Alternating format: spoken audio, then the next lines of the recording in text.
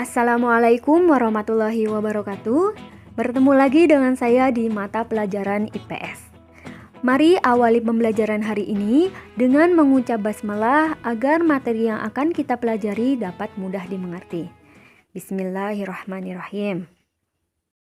Kali ini kita akan belajar materi tentang dinamika kependudukan Indonesia. Nah, sebelumnya, apakah ada yang tahu apa arti dari dinamika penduduk? Ya, dinamika penduduk adalah perubahan jumlah penduduk pada suatu wilayah. Hal tersebut disebabkan oleh beberapa faktor. Faktor yang menyebabkan terjadinya dinamika penduduk itu ada 3, yaitu kelahiran atau natalitas, kematian atau mortalitas, dan perpindahan atau migrasi. Kelahiran itu bersifat menambah jumlah penduduk. Nah, kalau misalkan kematian itu bersifat mengurangi jumlah penduduk. Sedangkan perpindahan atau migrasi itu bersifat bisa menambah juga bisa mengurangi. Misalkan pada saat menjelang lebaran, itu orang-orang pada mudik kan? Nah, mudik dari daerah perkotaan menuju daerah pedesaan. Nah, di situ berarti jumlah penduduk yang ada di daerah perkotaan itu berkurang. Sedangkan di daerah pedesaan itu malah bertambah, seperti itu. Jadi tergantung dari sudut mana kita melihatnya. Untuk mengetahui perubahan jumlah penduduk, yang pertama kita lakukan adalah mengetahui jumlah penduduk. Cara untuk mengetahui jumlah penduduk itu ada 3, yaitu menggunakan sensus penduduk, registrasi penduduk, dan survei penduduk. Sensus penduduk adalah rangkaian kegiatan yang meliputi pengumpulan, pengolahan, dan penerbitan keterangan penduduk di suatu wilayah. Selanjutnya, registrasi penduduk adalah pencatatan mengenai data kependudukan yang dilaksanakan terus-menerus oleh pemerintah. Jadi, ini hampir sama dengan sensus penduduk. Tapi, kalau registrasi penduduk itu dilakukan secara terus-menerus. Jadi, misalkan dalam waktu 1 bulan atau 2 bulan, itu tetap melaksanakan registrasi untuk mendata orang-orang. Misalkan, dalam 1 bulan ada yang meninggal atau ada bayi yang lahir.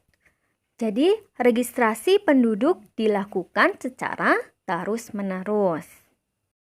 Dan yang terakhir adalah survei penduduk. Survei penduduk adalah proses pengumpulan dan penyusunan data kependudukan untuk mendapatkan informasi yang berkaitan dengan permasalahan sosial maupun ekonomi. Selanjutnya, untuk mengetahui dinamika penduduk adalah persebaran penduduk. Nah, persebaran penduduk adalah penyebaran jumlah penduduk dalam suatu wilayah. Persebaran penduduk itu dibagi menjadi 2. Yang pertama yaitu berdasarkan geografis, yaitu persebaran penduduk menurut batas alam seperti sungai, pantai, jalan raya, dan lain-lain. Jadi, setiap daerah ini memiliki letak geografis yang berbeda. Nah, letak geografis itulah yang menyebabkan penyebaran penduduk tidak sama antara daerah satu dengan daerah yang lainnya. Lalu yang kedua itu berdasarkan administrasi pemerintah. Jadi, persebaran penduduk menurut batas wilayah yang sudah ditetapkan oleh negara. Seperti contoh, penduduk wilayah Tegal, penduduk wilayah Brebes, atau penduduk wilayah Bojong, penduduk wilayah Tuwel. Nah, jadi itu sudah ditentukan. Selanjutnya yaitu komposisi penduduk. Komposisi penduduk adalah pengelompokan penduduk berdasarkan usia, jenis kelamin, mata pencaharian, agama, bahasa, pendidikan, tempat tinggal, dan lain-lain. Nah, komposisi penduduk diperlukan dalam suatu negara karena dapat dijadikan dasar pengambilan keputusan ataupun penentuan kebijaksanaan dalam pelaksanaan pembangunan.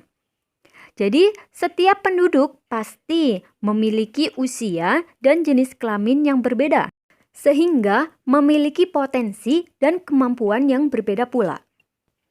Selanjutnya yaitu pertumbuhan penduduk. Pertumbuhan penduduk adalah penambahan atau pengurangan jumlah penduduk dalam suatu wilayah.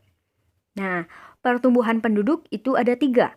pertumbuhan penduduk alami, pertumbuhan penduduk non-alami, dan pertumbuhan penduduk total. Kelahiran dan kematian merupakan pertumbuhan penduduk alami. Jadi, untuk mengetahui jumlah penduduk alami itu, jumlah kelahiran dikurangi jumlah kematian. Selanjutnya, pertumbuhan penduduk non-alami. Nah, ini dipengaruhi oleh migrasi atau perpindahan. Jadi, migrasi masuk atau imigrasi itu bersifat menambah.